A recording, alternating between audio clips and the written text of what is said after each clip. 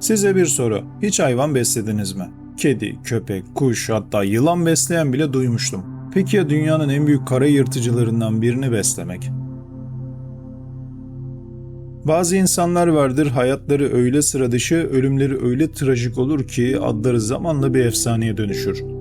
Timothy Treadwell işte böyle biriydi. 13 yıl boyunca her yaz Alaska'nın en ücra ve en vahşi köşelerinden birine, Katmai Ulusal Parkı'na gitti. Yanında kameraları, küçük bir çadırı ve dünyayı anlatmak istediği kocaman bir tutkusu vardı. Orada dünyanın en büyük kara yırtıcılarından biri olan grizzly ayılarıyla yaşadı.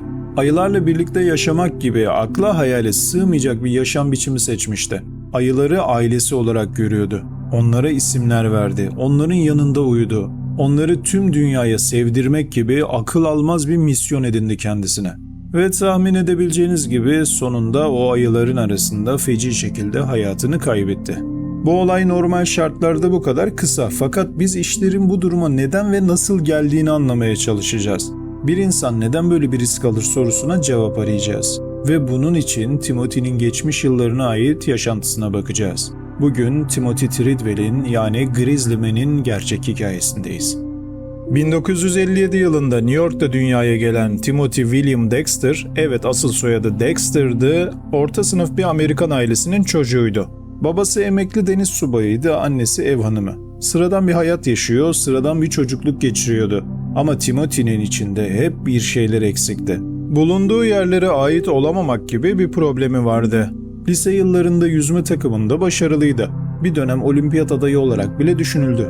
Ama bu yüzme potansiyeli bir türlü gün yüzüne çıkamadı. Koleje gitmekte çare aradı ancak tamamlayamadı. Kaliforniya'ya taşındı. Oyunculuk hayali kurdu.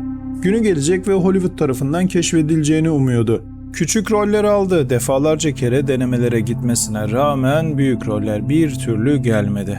Burada da çuvalladı yani. Ve bu süreçte alkol ona yakın bir dost gibi göründü. Yıllarca madde bağımlılığıyla boğuştu.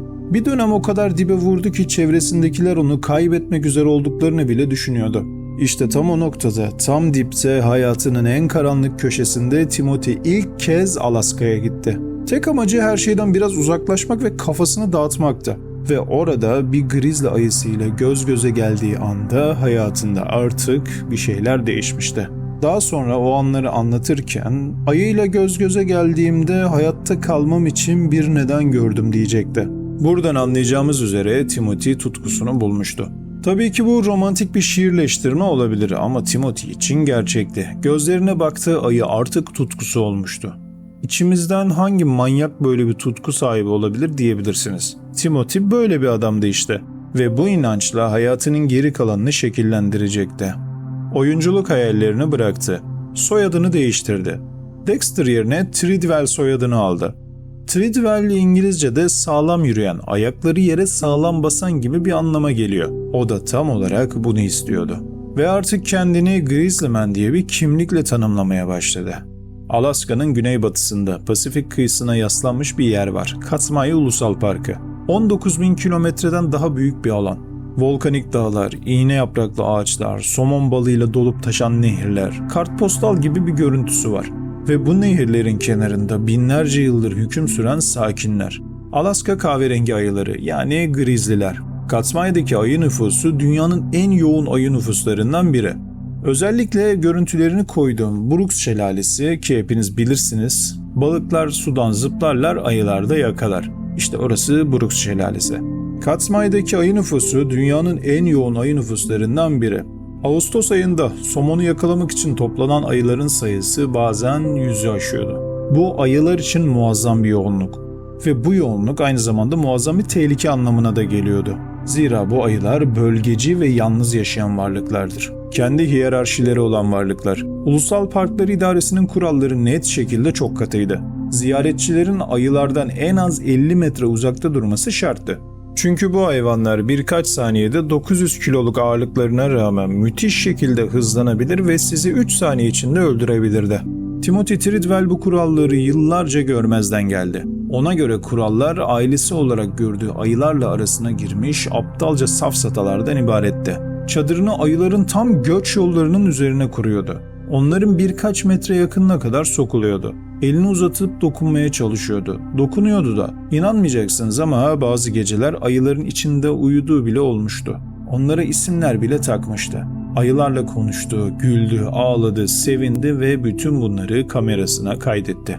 Timothy, Alaska'daki ilk yıllarından son anına kadar kamerasını elinden hiç bırakmadı. Onlarca saatlik görüntü biriktirdi. Kendi kendine anlattığı monologlar, gün batımının eşsiz manzarası, ayılarla geçirdiği anlar, çılgınca bir tutkuydu gerçekten. Bu görüntülerin bir kısmı 2005 yılında yönetmen Werner Herzog'un elinden geçerek Grizzly Man adıyla dünyaya sunulacaktı. Ve o belgesel bugün hala sinema tarihinin en çarpıcı yapıtlarından biri olarak köşede duruyor. Timothy kendisini gerçekten ayıların ailesine ait hissediyor ama önemli olan ayıların ne hissettiği. Yönetmen Werner Herzog görüntüleri izledikten sonra Timothy'nin kendi ölümünü aramakta olduğunu gördüm diyerek olacak olanı önceden haber bile vermişti. Timothy'nin hayatı sadece Alaska'da geçirdiği yazlardan ibaret değildi. Kışları çektiği görüntüleri alıp okullara gidiyordu. Küçük çocuklara ayıları anlatıyordu. Görseller gösteriyor, videolar izletiyor ve hikayeler anlatıyordu. Tabii bu olay çocuklarda heyecan yaratıyor ve Timothy'ye hayranlık duymalarını sağlıyordu. Grizzly People adında bir sivil toplum kuruluşu kurdu. Ayıların korunması için farkındalık çalışmaları yaptı. Bir dönem onlarca okulu, yüzlerce öğrenciyi bile etkiledi. Ve işte burada karşımıza Timothy'nin hikayesinin karmaşık boyutlarından biri çıkıyor. Bir yanda gerçek bir tutku ve samimi bir sevgi vardı. Timothy ayıları gerçekten çok seviyordu. Onların yok olmaması için gerçekten çabalıyordu. Bir ormana giren kaçak avcıları kovaladığı bile olmuştu. Ayılara zarar vermek isteyenlere karşı mücadele etti. Öte yandaysa gerçeklikten kopuş söz konusuydu. Çünkü Timothy kendisini bu ayıların koruyucusu olarak tanımlıyordu. Park görevlileri o bölgede ayıların zaten yeterince korunduğunu, avcılığın zaten yasak olduğunu, Timothy'nin orada olmasının ayılara yardım değil tam aksine zarar verdiğini düşünüyordu. Çünkü bir insan vahşi bir ayıyla çok fazla vakit geçirirse o ayı insanları tehdit olarak değil, doğal ortamın bir parçası olarak görmeye başlardı. Ve bu durum o ayıyı sonunda içgüdüleri gereği ölen ya da öldüren bir varlığa dönüştürürdü. Timothy'nin insanlarla olan ilişkisi ayılarla olan ilişkisinden çok daha karmaşıktı. Çok az yakın dostu vardı. Ailesiyle ilişkisi mesafeliydi. Uzun süreli ilişkiler kurmakta hep zorlandı. Hayatının büyük bölümünde yalnızdı. Alaska'ya gittiğinde bu yalnızlık tuhaf bir özgürlüğe dönüşüyordu. Kimse yoktu, hiçbir kural yoktu. Sadece o ve ayılar vardı. Bir de sevgilisi vardı Timothy'nin, Amy Huguenard. Amy tıp kökenli, sakin ve mütevazi bir kadındı. Timothy'yi sevdi, onun tutkusuna da saygı duydu. Ve 2003 yazında Timothy'nin son Alaska yolculuğuna eşlik etmeye razı oldu. Ve bu karar maalesef hayatına mal olacaktı. Evet, Timothy'nin tutkusu sadece kendisini öldürmeyecek, bir de gencecik bir kadını daha hayattan kopartacaktı. Bazıları onu fedakar, bazıları ise trajik biçimde kandırılmış biri olarak tanımladı. Tek gerçek o gece Timothy'nin yanında olması ve aynı kaderi paylaşmasıydı. 2003 yazı Timothy için başından beri farklıydı. Normalde Ekim başında Alaska'yı terk ederdi. Ayılar kış uykusuna hazırlanırken bölge daha tehlikeli hale gelir. Açlık çeken, stres altındaki hayvanlar her zamankinden çok daha tehlikeli olurdu. Ama 2003'te nedeni tam olarak hala bilinmeyen bir sebeple Timothy ayrılmayı erteledi. Sonradan çıkan söylentilere göre o yaz kendi içinde bazı kişisel çalkantılar yaşamıştı. Öfkeli görüntüler çektiği, duygusal açıdan dengesiz göründüğü söyleniyordu. Belki de gitmek istemiyordu. Belki Alaska gerçek dünyanın yanında cennet gibi görünüyordu. Doğal olarak o da cennetten ayrılmak istemiyordu. Ekim ayının ortasında helikopter pilotu Willie Fulton, Timothy ve Amy'yi almak için geldiğinde kıyıdaki çadırın yanında olağan dışı bir şeyler fark etti. Ve orada, o sakin Katmai ormanının kıyısında çadırı yavaşça açtığında korkunç bir gerçekle yüzleşti.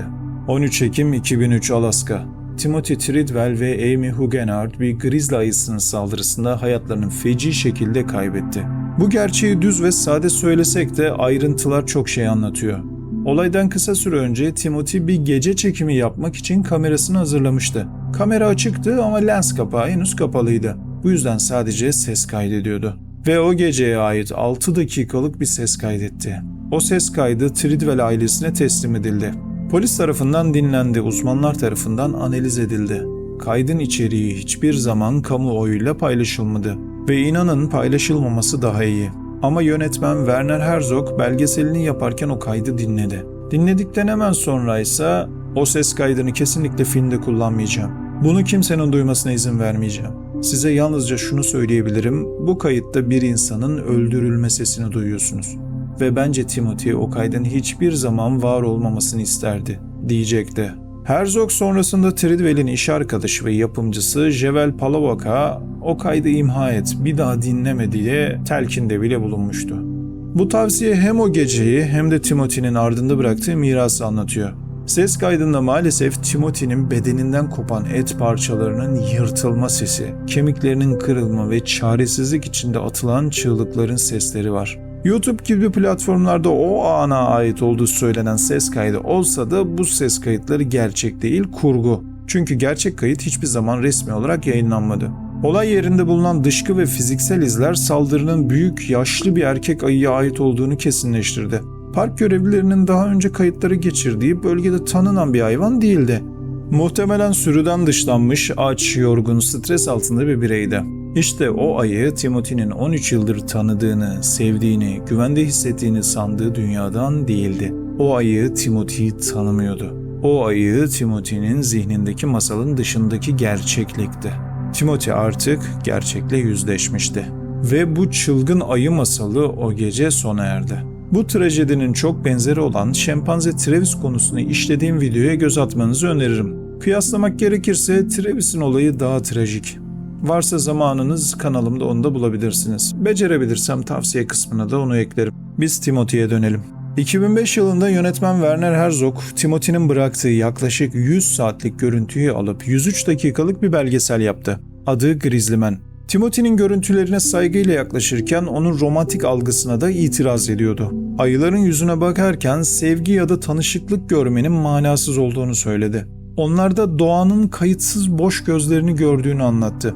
Bu yorum pek çok çevreyi rahatsız etti. Sözde hayvanseverlerin bir bölümü Herzog'u soğuk ve duygusuz bulmakla suçladı. Daha rasyonel olanlar da onun bakışını acı verici biçimde gerçekçi buldu. Film büyük beğeni topladı. Eleştirmenler tarafından yılın en iyi belgeseli seçildi. Ve Timothy Treadwell adı bir kez daha dünya gündemine girdi. Ama bu sefer çok acı bir şekilde. Timothy Treadwell hakkında bugün hala iki tane zıt görüş var. Bir tarafta onu kahraman olarak görenler var. Ayıları seven, onlar için canını feda eden, çocuklara doğayı öğreten, gerçekten tutku sahibi biri.